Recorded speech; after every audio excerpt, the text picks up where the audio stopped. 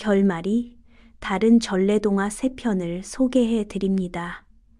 2편은 쇼츠에 올린 작품이고 한 편은 새로운 작품입니다. 먼저 쇼츠에 올린 작품은 햇님 달님 이야기 호랑이와 곶감 2편이고요. 새로운 작품은 심청전입니다. 시청하시기 전에 구독, 좋아요, 알림 설정 부탁드립니다. 자, 그럼 이야기 속으로 들어가 볼까요? 옛날 먼 옛날에 깊은 산속 오두막에서 엄마와 오누이가 오손도손 살고 있었어요. 가난한 살림이라 엄마는 아랫마을로 일을 하러 다녔어요. 얘들아, 엄마가 오기 전에는 아무한테도 문을 열어주면 안 된단다. 아이들에게 당부를 하고 아랫마을로 일을 하러 내려갔어요. 아랫마을에서 하루 종일 힘든 일을 마친 엄마는 품삯과 떡을 얻어 오누이가 기다리는 집으로 향합니다. 집으로 가는 숲속은 어느덧 어둠이 내리고 있었어요. 집으로 가는 엄마 앞에 갑자기 호랑이가 나타났어요. 호랑이는 엄마에게 떡 하나 주면 안 잡아먹지 했어요. 그러자 엄마는 떡을 하나 호랑이에게 줬어요. 호랑이는 떡 하나를 꿀떡 삼키고는 떡 하나 주면 안 잡아먹지 했어요. 엄마는 다시 떡 하나를 줍니다. 호랑이는 떡이 다 떨어질 때까지 떡 하나 주면 안 잡아먹지를 외쳤습니다. 그러나 떡이 다 떨어진 엄마는 호랑이야, 이제 떡이 없단다. 제발 살려주렴 했어요. 그러자 호랑이는 뭐 떡이 없다고, 그럼 너를 잡아먹어야겠다 말하고 엄마에게 다가갔습니다. 숲속에는 어둠이 짙게 깔려 공포감을 자아냅니다. 한편 호랑이가 엄마의 옷을 입고 오누이가 있는 오두막으로 향하고 있었습니다. 오두막에 도착한 호랑이는 애들아, 배고프지? 엄마가 왔다, 문 열어라. 그러자 누이 동생이 우리 엄마 목소리는 가늘고 고운데하며 의심을 했어요. 호랑이는 밤길에 찬바람을 쐬어 목이 쉬었단다 라고 말했어요. 그러자 그럼 손을 내밀어 보세요. 오빠가 호랑이를 의심하며 확인하려 했어요. 호랑이는 문틈으로 손을 쑥 내밀었어요. 손은 크고 털이 복슬복슬 나 있었어요. 이상한 생각이 든 오빠는 문틈으로 밖을 쳐다봤어요. 그런데 문 밖에 엄마 옷을 입은 호랑이가 서 있었어요. 오빠는 누이 동생에게 저건 엄마가 아니라 호랑이야 말하며 손을 잡고 뒷문으로 도망갔어요. 살금 뒷문으로 도망온 오누이는 우물 옆에 서 있는 큰 나무로 올라갔어요. 뒤뜰 우물을 쳐다보던 호랑이는 우물에 비친 오누이를 보고 오, 우물 안에 숨었구나 그러면서 오누이를 잡으려고 발버둥 쳤어요. 그 모습을 본 누이 동생이 깔깔 웃으면서 에이 바보, 우린 나무 위에 있는데. 누이 동생의 목소리를 들은 호랑이는 고개를 들어 나무 위를 봤어요. 오호, 저 나무 위에 있었구나. 호랑이는 나무를 올라가려고 아둥바둥했으나 올라갈 수가 없었어요. 호랑이는 얘들아, 나무에 어떻게 올라갔니? 묻자 참기름을 듬뿍 바르고 올라왔지라며 약 올리듯 말했어요. 호랑이는 참기름을 바르고 나무 위로 올라갔어요. 하지만 주르륵 미끄러지며 엉덩방아를 찧었어요. 그때 누이 동생이 호랑이를 보며 깔깔 웃으며 에이 바보, 우리는 도끼로 나무를 찍어서 그걸 짚고 올라왔지 했어요. 호랑이는 도끼로 나무를 쿵쿵 찍으며 성큼성큼 나무를 올라갔어요. 겁에 질린 오빠는 하늘을 향해 두 손 모아 빌었어요. 저희를 살리시려거든 튼튼한 동아줄을 주고 죽이시려거든 썩은 동아줄을 주세요. 그러자 하늘에서 빛나는 구름이 갈라지고 천상의 밧줄이 하늘에서 내려왔어요. 반짝이는 밧줄이 내려오자 아이의 얼굴은 경이로움으로 빛났어요. 그렇게 밧줄을 타고 하늘로 올라가려고 할 때 원작은 여기서 오누이가 하늘로 올라가 오빠는 달이 되고 누이는 해가 되어 잘 살았다는 내용인데요. 자, 이제 결말을 바꿔볼까요? 호랑이 탈을 벗으며 엄마가 얘들아 올라가면 안 돼. 사실은 내가 호랑이를 때려잡고 너희들에게 장난친 거란다. 호랑이를 이기고 너에게 장난을 치고 싶었어. 엄마는 장난기 어린 장난으로 눈을 반짝이며 말합니다. 오누이는 기쁨에 찬 표정으로 엄마에게 달려갑니다. 엄마는 오누이에게 애들아, 우리 호랑이 고기 먹으러 가자 하면서 호호호 웃습니다. 어떠셨나요? 역시 호랑이는 죽어서 가죽뿐만 아니라 고기도 남기네요. 우리 어머니들은 강합니다. 대한민국 모든 어머니들 화이팅! 그리고 우리가 사는 세상에는 탈을 쓴 사람들이 많습니다. 남의 말만 믿지 말고 주변 상황을 정확하게 파악하는 신중함이 필요합니다. 구독, 좋아요는 사랑입니다. 옛날 아주 먼 옛날 숲속에 살던 호랑이가 배가 고파 어슬렁 마을 쪽으로 내려가고 있었습니다. 언덕 위에 도착한 호랑이는 멀리 외양간에 묶여있는 소를 보며 군침을 흘립니다. 밤이 되기를 기다리는 호랑이에게 아이의 울음소리가 들려왔습니다. 울고 있는 아이를 달래는 어머니, 울지 마라 아가야, 계속 울면 호랑이가 잡아간다. 그러나 아이는 울음을 그치지 않았습니다. 자신의 이름이 나오자 귀를 기울이는 호랑이, 엄마가 아이에게 여기 곶감이다.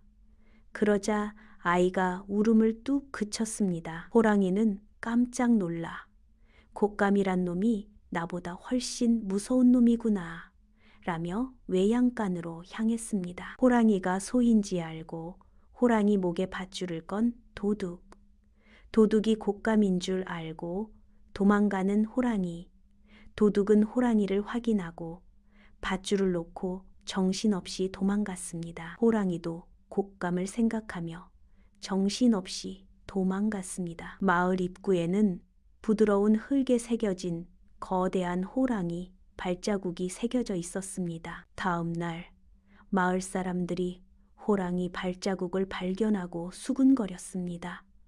호랑이가 나타났었대. 곶감에 겁먹고 달아났다더라. 호랑이는 곶감의 존재를 두려워하며 다시는 마을 쪽으로는 가지 않겠다고 다짐을 합니다. 한편 마을 사람들의 수군거림을 들은 여우가 호랑이를 골려줄 묘안을 생각합니다. 여우는 호랑이가 곶감을 무서워한단 말이지 라고 말하며 곶감을 들고 호랑이 안식처를 찾아갔습니다. 호랑이 안식처 앞에 온 여우는 곶감을 쓱 내밀며 내 이놈 호랑이야, 내가 너를 벌하러 왔다 라고 외쳤습니다. 호랑이는 여우의 행동에 어이없어 하며 이놈이 미쳤나 하며 앞발을 휘둘러 여우를 공격했습니다. 호랑이의 공격에 나뒹구는 여우는 곶감이 안 무서워 하며 고통스러워합니다. 호랑이는 여우의 곶감이라는 말에 곶감을 외치며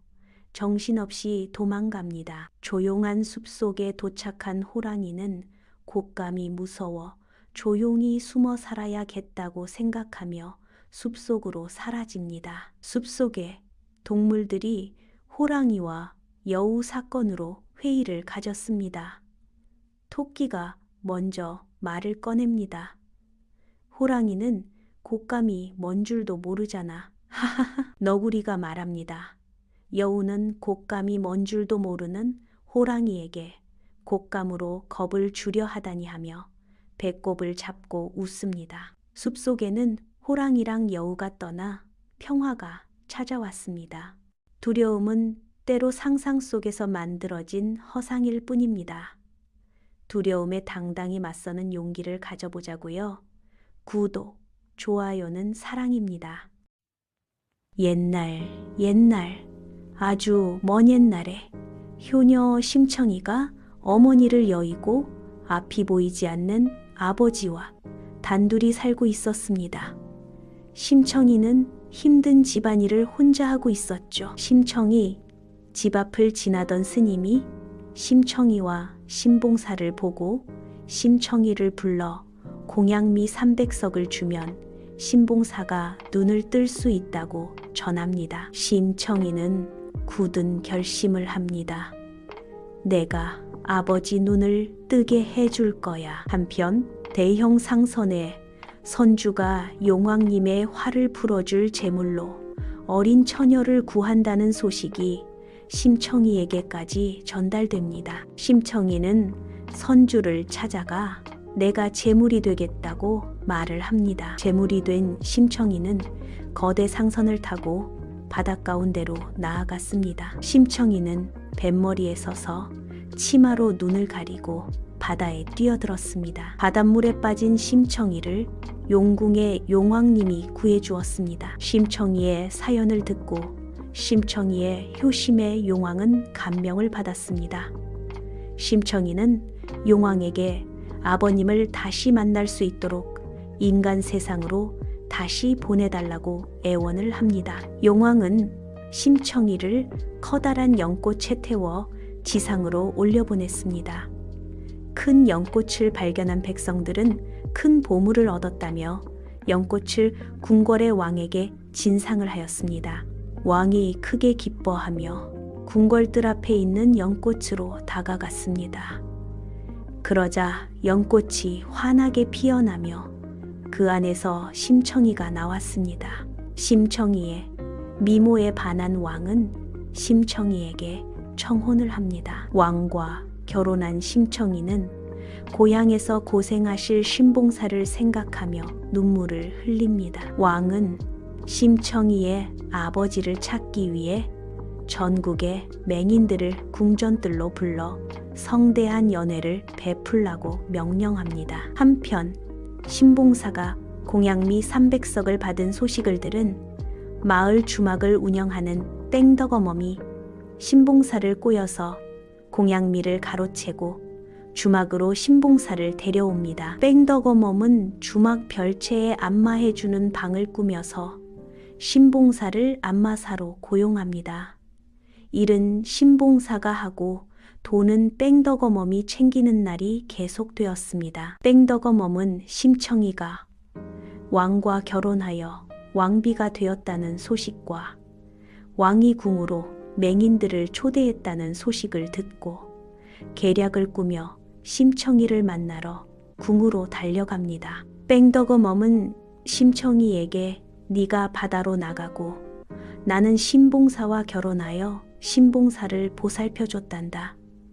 그리고 네 아버지는 며칠 전에 병환으로 돌아가셨단다. 심청이는 뺑덕어멈의 말을 듣고 아버지하며 통곡하며 울었습니다. 심청이는 뺑덕어멈의 말을 믿고 어머니로 모시고 궁궐에서 편안하게 살도록 해주었습니다. 한편 왕이 백성들의 사는 모습을 살펴보러 객주거리를 거닐다가 누군가를 찾아 헤매는 신봉사를 만났습니다. 왕은 신봉사에게 그동안의 이야기를 듣고 뺑덕어멈의 만행에 분노합니다. 왕은 신봉사를 데리고 궁으로 돌아옵니다. 왕은 뺑덕어멈을 불러 분노하여 외칩니다.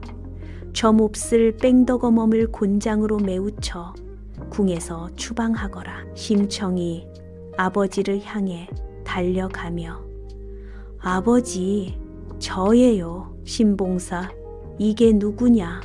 심청이? 심청이가 살아있었단 말이냐? 어디 보자, 심청아 라고 외칩니다.